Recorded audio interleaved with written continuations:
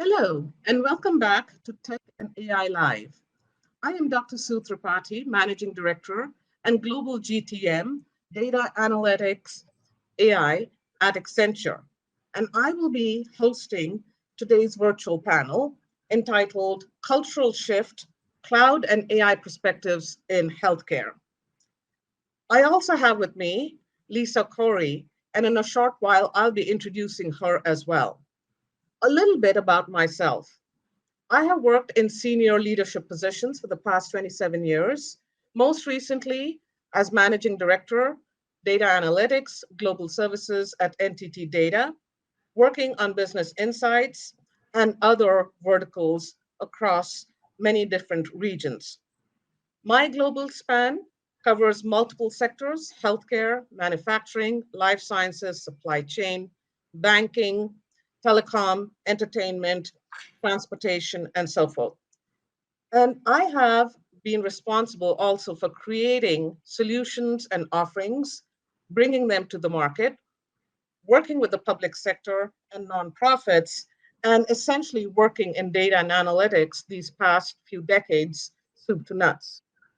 I have the privilege of being joined by Lisa Corey, who is the founder of Starfish. Um, Lisa, would you like to say a little bit about yourself? Hi, good morning. It's a pleasure to be here with you. I'm happy to join. I have, if I could sum up my career, a variety of experiences exclusively in healthcare, ranging from a large academic medical center to Ernst& Young, and eventually the general manager of a software company in the healthcare space.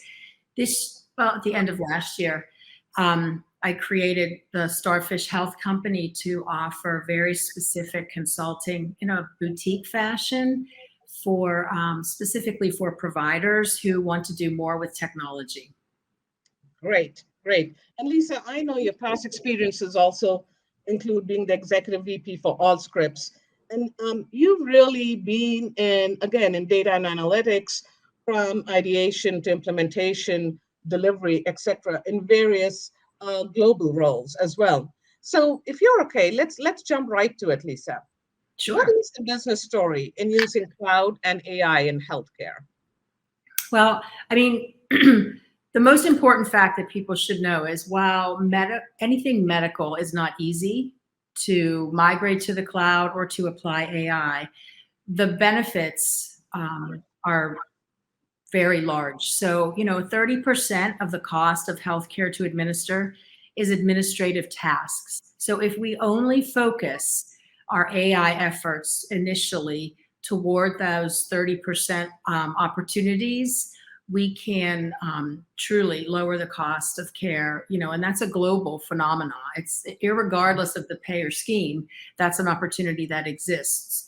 And, people think about AI in very grandiose terms, but, most recently, a global healthcare use of AI that we all experienced and saw was the ability to predict emerging hotspots and to handle contact tracing and even flight traveler data during the times of when the coronavirus was a little more novel. And then, of course, as the time went on, that became very common. People became very used to that. But powering all that predictive ability was artificial intelligence and just the algorithms that could just compute all Yeah. of that different kind of data.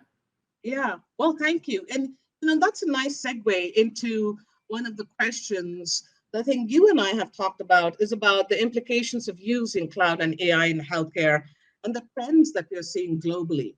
So if I may, and please feel free to add to it, what are the trends we are seeing when using cloud and AI in healthcare? And we see a lot of variation actually globally, right? Because the systems are different, technology is different, the processes are different, the standards are different, compliance is different, et cetera, et cetera. And how then are organizations across the globe optimizing data and AI? What are those key trends? I wonder, so one of the things that I see is greater data availability, availability of data focus more on privacy and security, especially not only in the US, but we see that in the EU, we see that in other growth markets as well. I think unleashing the power of data, what data can do for you. I think in the past, perhaps it was more about let me use the data that will enable me then do some analytics. Now it's viewed perhaps more as data as an asset. It truly is an asset. How you want to share your data, what you want to do with the data, why the data is important to you, what sets of data are important to you, et cetera, is I think that boom has happened, especially with COVID. And we saw that data actually informed, for example, you know, physicians, staffing patterns, bed capacity, et cetera, right? So a lot of focus also on being transparent around that data. I think the other one that I think perhaps I'm sure you would agree with, is transforming a patient's journey. I think if we look at past business models, we always assumed that what we shared with the patient or with the consumer who's part of the health ecosystem would take that for granted. I think the transformation really is also in the engagement of the patient or of the consumer of that ecosystem and transforming not only their engagement actually, but their overall experience because they're also demanding more. I think the last couple of things is AI has become a core competency. It is no longer something that's sitting on the side where people can say, that would be a nice to do. I think AI, machine learning within AI, right, deep learning, all of that has taken legs. And in certain countries, especially in I think I'm seeing this more in European countries more than anywhere else, I'm seeing where AI and machine learning really has advanced a lot. Not that it hasn't in North America, but they're using it and they're banding together, for example, coming up with a common framework, as you well know. And the last thing is the ecosystem partnerships. So large ecosystems where AWS, Microsoft, Google, these are the big players, but then there are other players. We have data platforms, we have Snowflake, we have Databricks. So I think making it accessible in terms of cost, not just in terms of availability of data, but one of the global trends is depending on how large or small your organization is, making that accessible and easily, quote unquote, affordable, more affordable than what it has been in the past. Any Mhm. thoughts on that?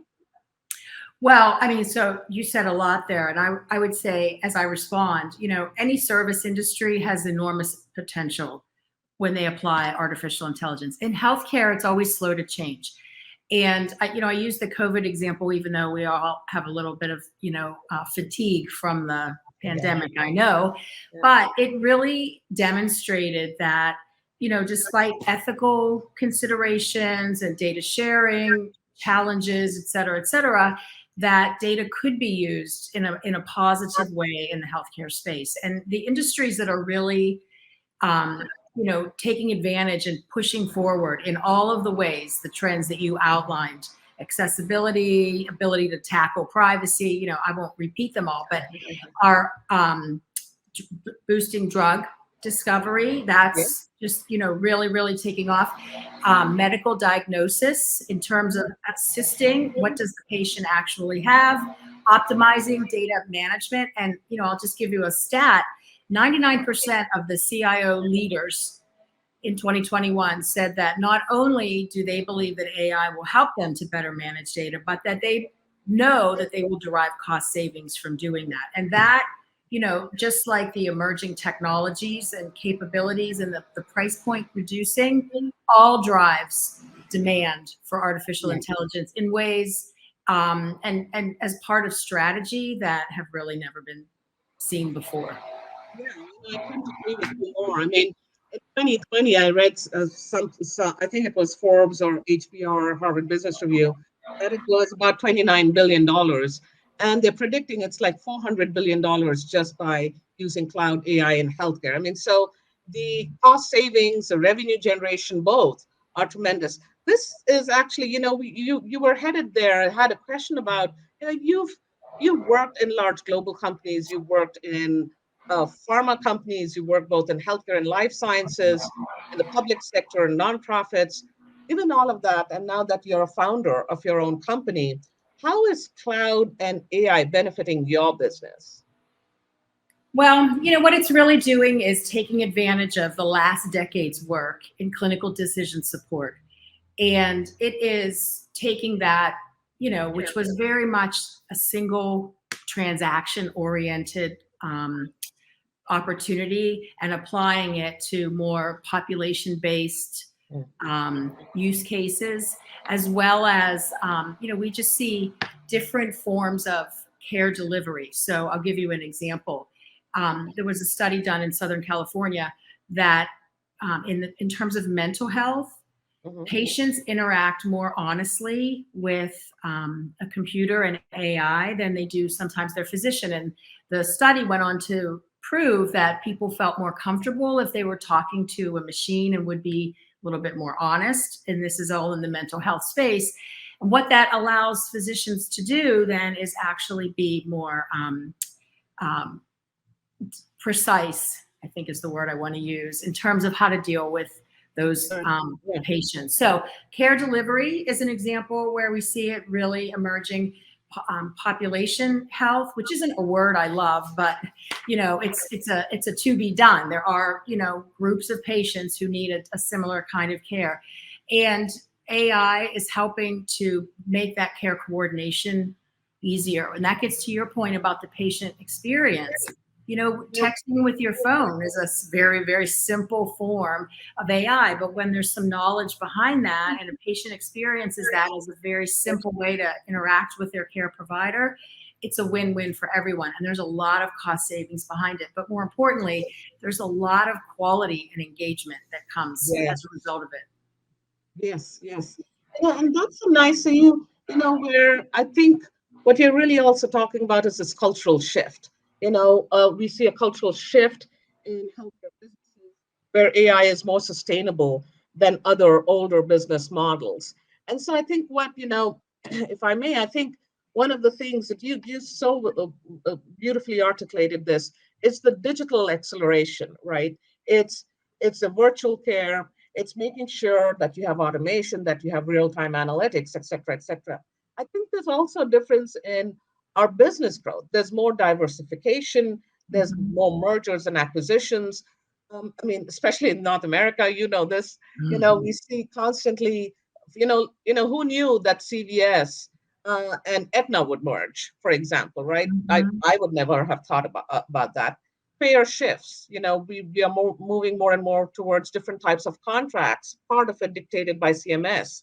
So next year, for example, a sliver of value-based care, which is going to become mandatory, right? So things of that nature. I think also in this cultural shift, I see also a shift in patient and workforce engagement. And what I mean by that, it's workforce diversity and safety. But you mentioned it about personalization of care, right? It's got to be personal. It's got to be something where the patient or the consumer can see it, feel it. So it's patient consumerization. And what that means is different based on your race, your ethnicity, your gender, your comorbidities, where you live, et cetera, et cetera. So the social determinants of health and health equity are playing more and more of an important role in how we personalize care. I think the other aspects are about what I would call, or what I've read, I would say, is around cooperative agreement or competition. So I already mentioned CVS. There's CVS, Walmart, companies that I would never have thought. I mean, what used to be Xerox, right? Who've been now in healthcare for primary care or chronic care, disease management, et cetera, et cetera. And I think being very strategic about, how to be very agile in their supply chain. I think those are the key things that I see in the cultural shift when I see people or organizations using AI and healthcare. Would you like to add anything more to that? I think part of the cultural shift is coming, under all of this, lots of payment models are changing. You mentioned value-based care. I think that's been more of a norm globally, to really efficiency is always top of mind. So that's a piece of it. The second is the patient's willingness and acceptance of technology as part of their healthcare is creating and really like boosting some of that opportunity. And it's actually, I would go so far as to say, between patients and physicians, it's become an expectation that there is more science, whereas perhaps it might have once only been a relationship, or people would have said art, you know. And that's a global phenomena that's changing, because people expect in every other portion of their life there is technology and there's intelligence, not just technology, but intelligence in that, which they have learned makes their lives easier. And so there's now a new expectation in healthcare that it's no longer just a relationship between, you know, care provider and myself, the patient. It's actually all of me, a very holistic approach, which gets to your social determinants of health. And I think there's been enough number crunching done to understand that there is benefit in really paying attention to, like, for example, those social determinants of health, because the outcomes are better, the costs are lower, and the efficiency is recognized across the whole system. That's very different than even 5 years ago, when I globally saw every organization kind of focused on its own problems, its own strategy, et cetera. And now you see, if not acquisitions, I know, for example, in the UK, a lot more alignment between the regions, where, you know, different organizations are coming together around populations and around communities, or even, you know, outreach from the hospital into the community. I know this is the ability for local non-medical personnel to check in on the elderly, for example, and to, you know, avoid you know, a unnecessary emergency visit. That's not nice to have. That's great to have, but it's only possible because these networks are starting to get, you know, more connected, and the data that's getting processed is able to assign tasks to people to actually, you know, get work done. I mean, you know, I mentioned the administrative savings. A lot of healthcare has traditionally been paper and phone calls and faxing. And every time we replace one of those processes with a bit of technology, that's when we're chipping away at that 30% of the cost in healthcare as administrative. Correct. Correct. And we see that more and more, especially in healthcare, but even in other sectors. So you actually already segued into one of the questions that is coming from, you know, the audience here. And thank you, audience, for asking these questions. And the first question is, what challenges prevent all these benefits that we've been talking about using cloud and AI in healthcare? What are some of those challenges? You already mentioned some. Yeah. Yeah. Well, they're important. So there's, and what I'm going to talk about in healthcare isn't specific to healthcare, but as for context, for anyone who's not in the space, there's a level of privacy in every industry, but in healthcare especially. And that privacy is not so much intended to prevent caregivers from access to data, but it is intended to prevent and to protect consumers from unintended use of healthcare data. You know, and a lot of times it's attributed to hackers who find the data very valuable, or payer systems who would use it to exclude people from benefits. But, you know, in fact, it's just very private information, and there's just no other way. There's no use case that we have to give. It's very personal. Yeah. So there are privacy concerns that people that have to be respected, as we have the ability to suddenly interoperate more than we ever could before. And so that's a challenge. We have to work through that. There's not always precedent. People aren't always comfortable, and that will, you know, take time, but it is changing. And, you know, I went back to COVID was a big catalyst for that change, because suddenly people, you know, the idea of counting the number of people who had it or didn't have it, or et cetera, all the different KPIs that were created, that was never really done in the public domain before. And so I think it did give people a little bit more comfort that data can be aggregated without necessarily exposing individuals to it. But those are issues that have to be worked out and understood. I mean, the privacy rules vary by country, and people, you know, we are humans, so we have to interpret the legislation and the privacy policies to the best of our ability, apply them, and they're not always easily understood. So there's a whole lot under that Yeah.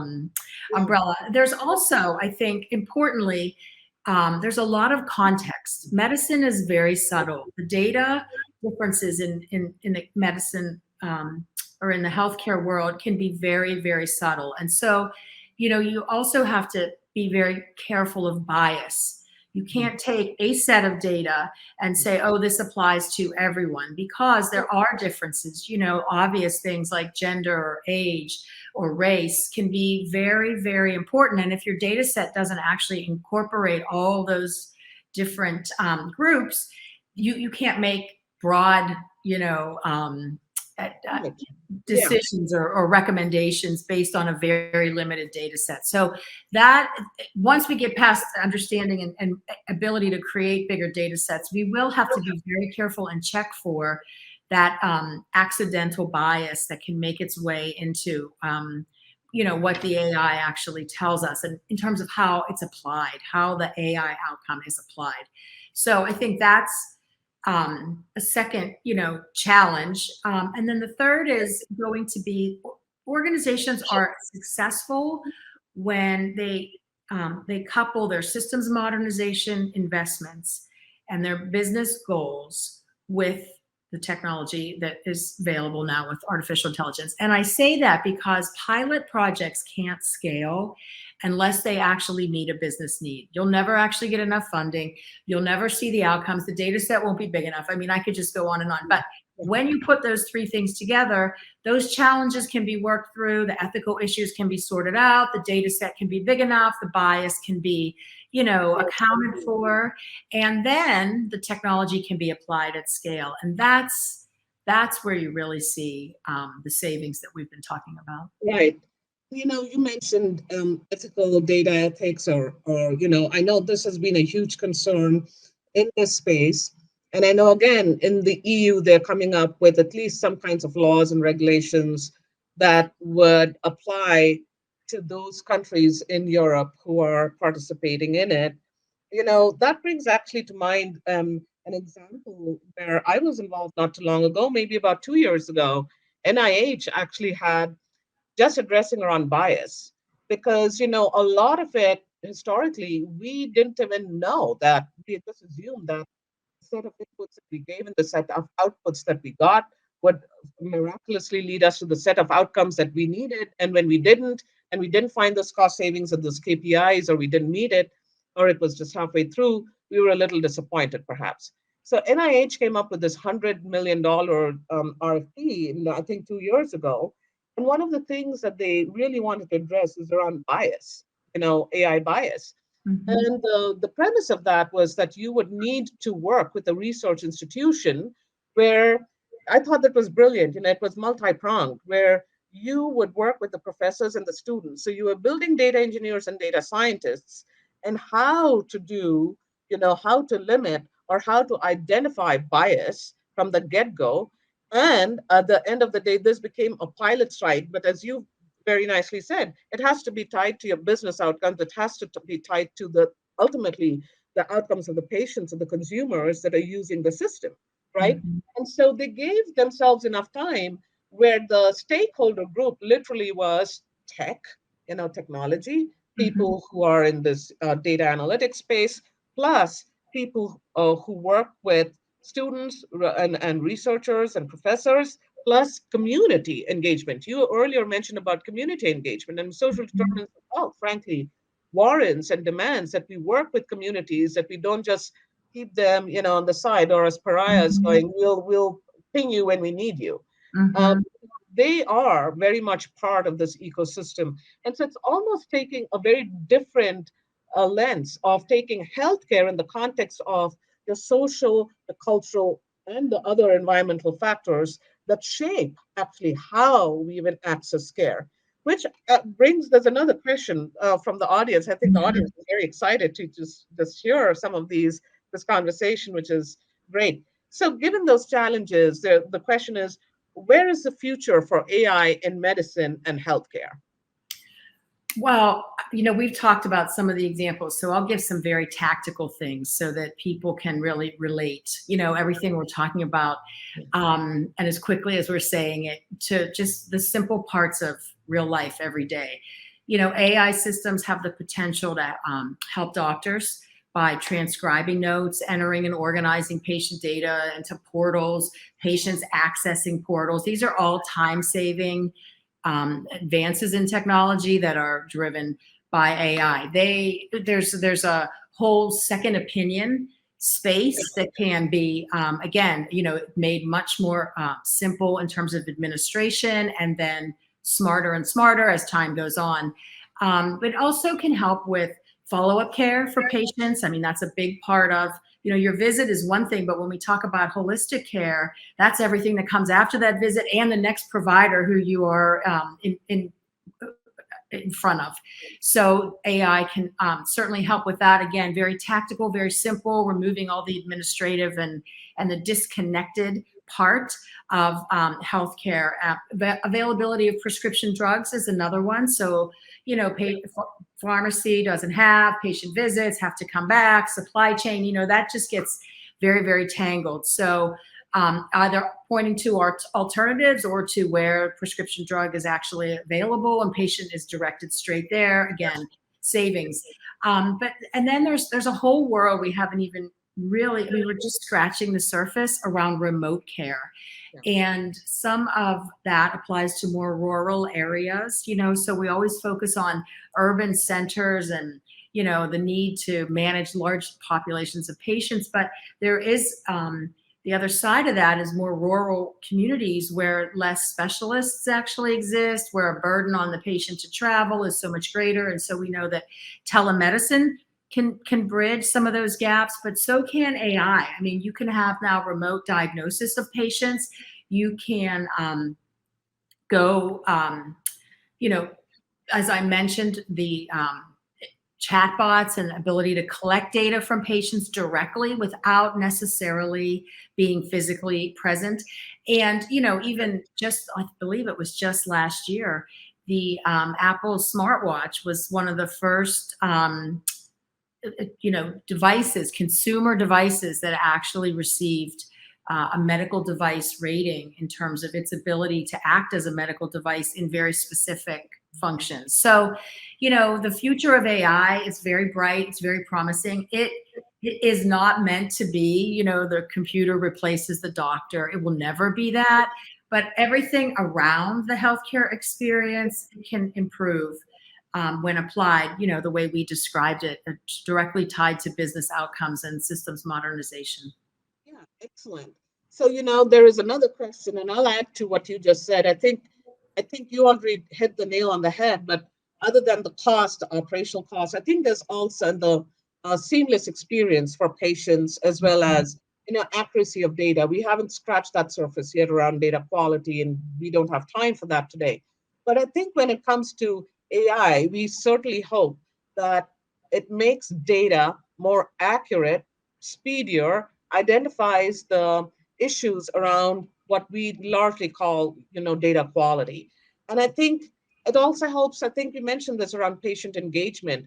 But when you're saying patient engagement, I think I would want to change that to it's not just about engagement of the patient, it's engagement of anyone who touches the ecosystem. So who are the key stakeholders with the person who needs the help in the middle? But there are caregivers, there are clinical people, there are non-clinical people, there are community engagement folks, et cetera, et cetera. So very quickly, there's one last question, if we can squeeze it in. I think we have about a minute left. What advice would you give, in one or two sentences to an organization that's embarking in AI and how to be successful? I think I've mentioned it, so I'll say it again. It's that multidisciplinary group who's focused on something very specific. And then, advice I give to any organization is that, don't chase the shiny objects. Right. Chase the things that are very real and very quantifiable and that can be accomplished, because eventually that creates the path that gets you to the more glamorous. Yeah.